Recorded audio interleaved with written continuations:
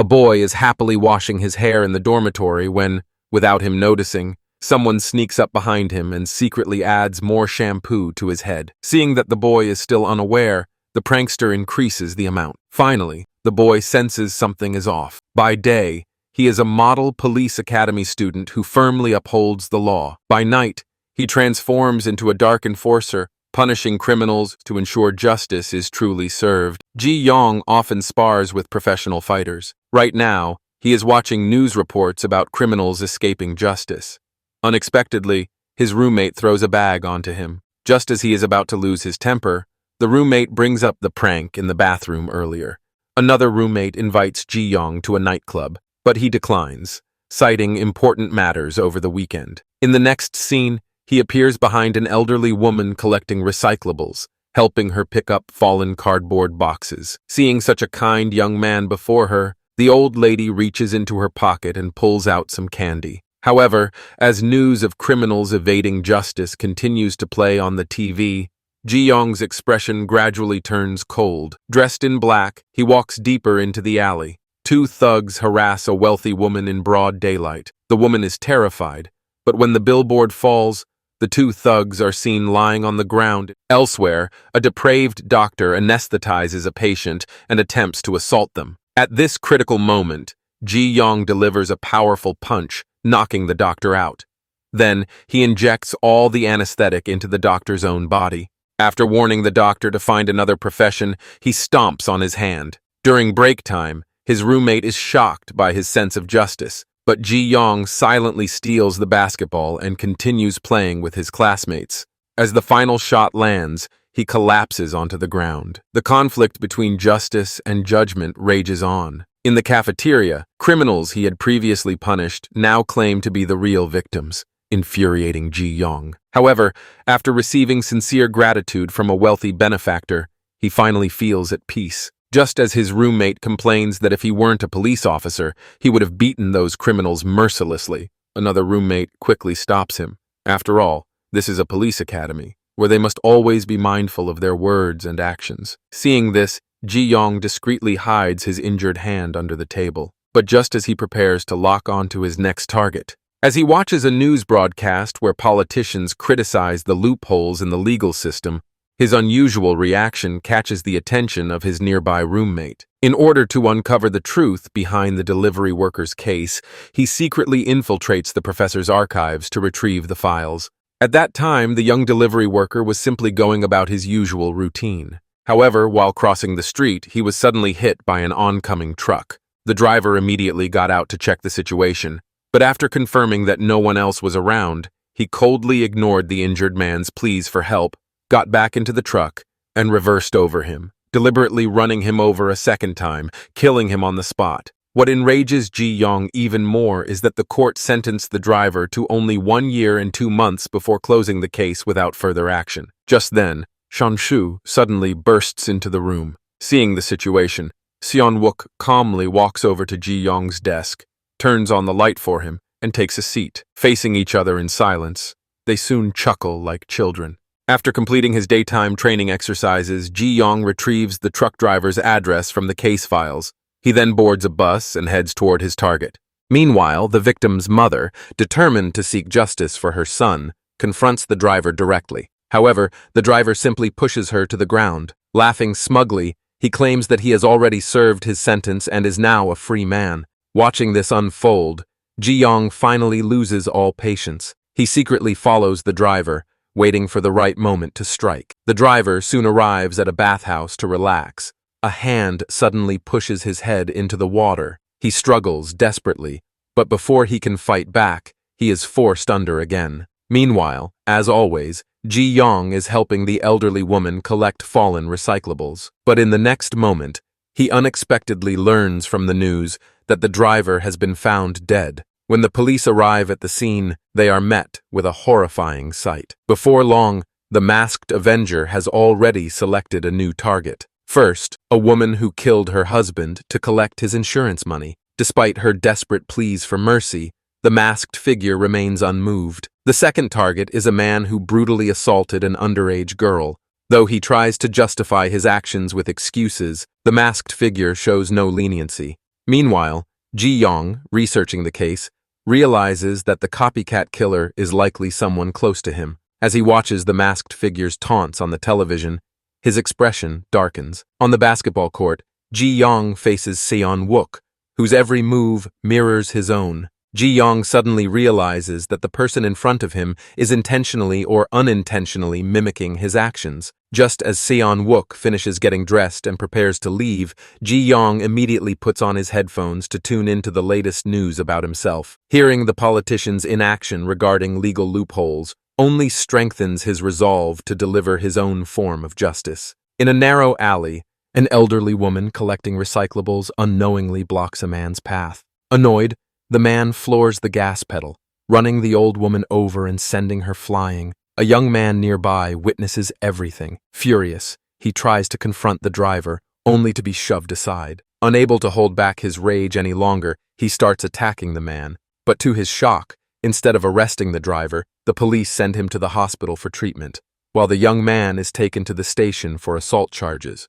Watching the news, with footage of the elderly woman's crushed cart and her scattered candies on the ground, Jiyong finally snaps. Seon-wook, too, is furious at the injustice of the police's handling of the case. Late at night, both of them lie in bed, restless, haunted by what happened to the old woman. After retrieving the driver's personal information, Jiyong boards a bus, heading straight for his target. At the same time, someone invites Seon-wook to a nightclub to unwind, but he firmly refuses. Neither of them notices the cold expression slowly settling on their faces. Meanwhile, the driver's older brother goes to the elderly woman's home, hoping to negotiate a settlement with her family, unaware that only a paralyzed old man lies inside. By the time he returns to his office, the next second, he is kicked to the ground by Jiyong, immediately losing consciousness. After taking out the corrupt officer guarding the driver's room,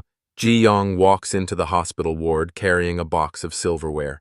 Without hesitation, he shoves a bottle into the man's mouth, forcing him to swallow. Then he warns the driver, if he doesn't plead for the maximum sentence in court, what awaits him will be an even more brutal punishment. Meanwhile, the corrupt officer checks his car in the parking lot, realizing that it is completely unharmed. It's only then that the police realize they've been tricked. They rush upstairs just as the head of the search team unexpectedly crosses paths with Jiyong, dressed in his white coat. He originally intended to step forward to verify the man's identity, but was shocked to find that the man had already been attacked by the security enforcers. Immediately, he ordered his subordinates to conduct a thorough search of the hospital, only to discover that all surveillance cameras had been destroyed. Meanwhile, Jiyong had just entered the stairwell, preparing to retreat, when the captain suddenly pursued him from behind. Seeing the situation, Jiyong swiftly removed his white coat and changed back into his own clothes. By the time the captain reached the entrance, the target had already vanished. Elsewhere, the man suddenly noticed the drink Jiyong had brought. Just as he was about to inspect it, in the next second, he was thrown off the upper floor. This unexpected incident caused the crowd to rush forward in alarm. At the same time, Jiyong spotted a masked man descending through a rope. Seeing that the masked man was about to escape in a car, Jiyong immediately sprinted toward the vehicle. Now the two finally met face to face on a rooftop. The executioner, noticing Jiyong's tension, began revealing how he had secretly been cleaning up after him all along. However, Jiyong didn't believe a word of it and launched an attack instead. The executioner was caught off guard. He had never expected his idol to turn against him. Left with no choice, he fought back while warning Jiyong that one day the police would arrest him. He insisted that only by working together could Jiyong continue his hunt. But Jiyong coldly retorted that what he sought was not a hunt, but true justice beyond the law. He accused the executioner of losing all principles and ruining everything. During their intense battle, the executioner made a mistake and was nearly knocked off the rooftop. Jiyong, however, ignored him and walked away. The next day, in a restroom, Jiyong stared at his bruised face in the mirror when he received a message from the executioner, offering to handle things for him.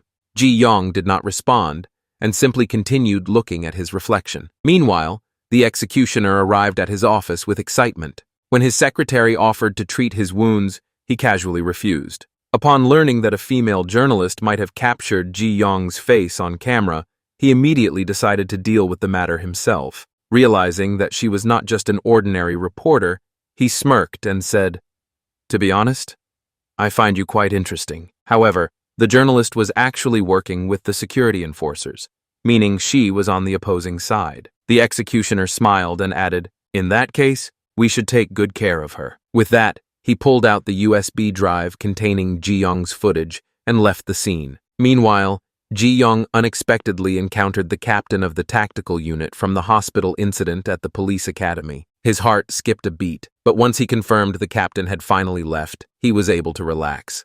As he looked at the continuous messages from the executioner tempting him, his resolve began to waver. Just then, news arrived that the captain had already apprehended the security enforcer. Wei Jiyong had no choice but to play dumb and smile to brush it off. However, he hadn't anticipated that the scars on his face would catch the professor's attention. Despite his attempts to make excuses, the professor wasn't convinced. At that critical moment, someone outside announced that the police were looking for Jiyong. When everyone rushed to the scene, they discovered that it was actually a female student who had come to thank Jiyong for saving her from a criminal earlier. Upon learning that his injuries were sustained during that incident, the professor immediately questioned why Jiyong hadn't reported it sooner. With the situation now explained, the professor had nothing more to say. But unbeknownst to Jiyong, this entire setup had been orchestrated by the executioner. Realizing that Jiyong hadn't managed to escape his predicament, the executioner couldn't help but smile. He then turned his gaze to a tarot card in his hand, the Fisherman card. At the same time, Jiyong recalled the executioner's previous warnings, as well as his tense encounter with the captain earlier that day. He finally picked up his phone. Meanwhile, the executioner, who had been idly playing with a remote-controlled car at home, received Jiyong's message agreeing to meet. Overjoyed, he started rolling around in excitement in his living room. Just a few days ago, the same female student who had sought out Jiyong had found him again. But at that very moment, the search team captain also arrived. To avoid any unnecessary trouble, Jiyong quickly led her away. As Jiyong found himself relentlessly pursued, he used the excuse of needing to visit the restroom to slip away. However, before he could get far, his path was blocked. The man confronting him was probing for information. Seeing his composure, the man stepped closer and advised him to stop while he still could. He didn't want to see a promising talent like Jiyong go to waste. Meanwhile, this intense confrontation was witnessed by the executioner who had just arrived for his meeting. Later, during dinner, Jiyong wanted to ask the female student who had referred her to him, but she revealed that she had only been introduced through the Jiyong Corporation. At that moment, Jiyong received a call from the executioner, who wanted to know what he had been discussing with the investigator earlier. Instead of answering, Jiyong turned the question around, accusing him of being in league with the investigator. Frustrated, Jiyong then canceled their planned meeting for the night. Jiyong also asked the executioner to duplicate Cho Hyun's phone for him. After instructing him to hurry up with the task, he hung up the phone. At the boxing gym, Jiyong's two roommates were curious about why he hadn't returned the previous night. Just as they were about to press him further, Jiyong received a text message from the executioner informing him that the phone duplication was complete. Without delay, he headed to a subway station locker to retrieve the phone. Meanwhile, the executioner was intensifying his training at the boxing gym. Though his skills were already on par with a professional boxer, he still felt he wasn't strong enough. Without hesitation, he put on the enforcer's uniform and stormed into the home of a man attempting to assault a woman. Without a word, he delivered a ruthless spinning kick, then grabbed the man by the hair, forcing him to open a safe. Inside was none other than the secret financial ledger of the business association's president. By the time Cho Hyun arrived, all that was left at the scene was the signature mark of the security enforcer. However, Jiyong hadn't expected that his movements had still been tracked by Cho Hyun. Realizing this, the two immediately engaged in a chase through a narrow alley. Using his agility and precise footwork, Jiyong managed to outmaneuver the physically imposing Cho Hyun. But even though he had the chance to escape, Jiyong chose to stand his ground and face Cho Hyun head-on. When Cho Hyun tried to convince him to return to the righteous path, Jiyong scoffed, questioning how someone just as tainted as him could claim to lead him.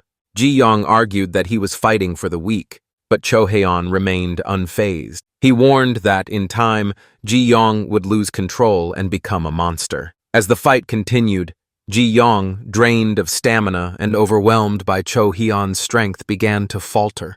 Cho Hae-on then declared Jiyong's true crime, rebelling against the established power structure, an act of treason. He saw himself as a protector of justice and regretted that someone as talented as Jiyong had strayed so far. Determined to end the security enforcer's reign, Cho Hae-on decided to put an end to him right then and there, hoping to bring him back to his original identity as a police officer. Unbeknownst to them, the executioner had just arrived and witnessed everything. Jiyong executed a swift leg sweep, breaking free from his grasp. Looking Cho Hae-on directly in the eyes, he reaffirmed his commitment to his version of justice. Seeing his idol beaten so badly, the executioner finally reached his breaking point. However, instead of rushing in immediately, he first left, only to return moments later to take a selfie with the injured Jiyong.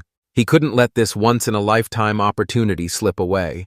The executioner had finally earned Jiyong's approval, and the two reached an agreement.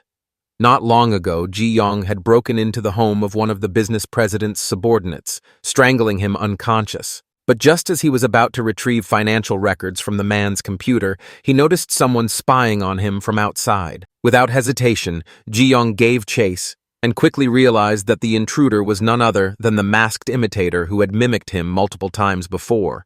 Finding himself cornered with nowhere to escape, the masked figure finally stopped. Meanwhile, the executioner was about to complain about how much he had done for Jiyong, only for Jiyong to unexpectedly acknowledge his efforts.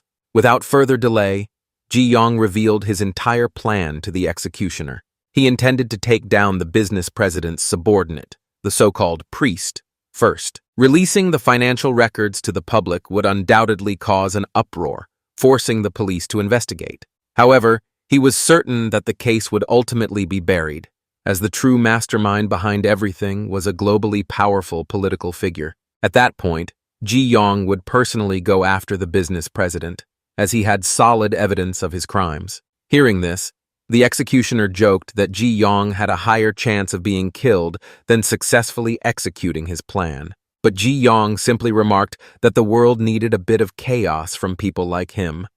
Otherwise, life would be too dull. When Jiyong returned to school, he was met with an unexpected surprise. The new captain replacing Cho Hae-on in the investigation unit. The new captain seemed to harbor suspicions about him. At the same time, the professor ordered Jiyong to stop all activities and focus on his recovery. Jiyong wanted to continue, but he had no choice but to step back for the time being. During a school lecture, Jiyong spotted the principal, a man with ties to the business president, standing on stage. While Seon-wook made sarcastic remarks about the hypocrisy of those in power, Jiyong remained silent. He already had a plan in mind. That night, Jiyong infiltrated the priest's office. He turned off the lights and swiftly took down 2 guards. When the priest tried to escape, Jiyong chased him, following him into the main hall of the church. Even as he faced death, the priest remained oblivious to his fate. Enraged, Jiyong threw a devastating punch,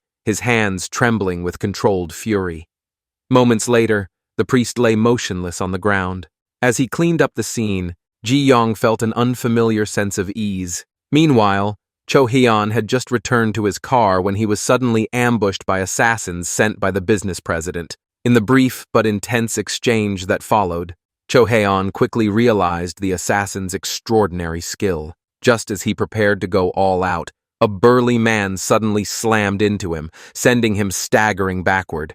It was clear there was more than one assassin. Cho Hae-on managed to throw one onto his car and was about to strike when the older assassin slid in, and catching him off guard, slashed the tendons in his leg. Knowing that prolonging the fight would only put him at a disadvantage, Cho Hae-on decided to finish it quickly. However, while trying to restrain the burly man, he was once again stabbed by the older assassin.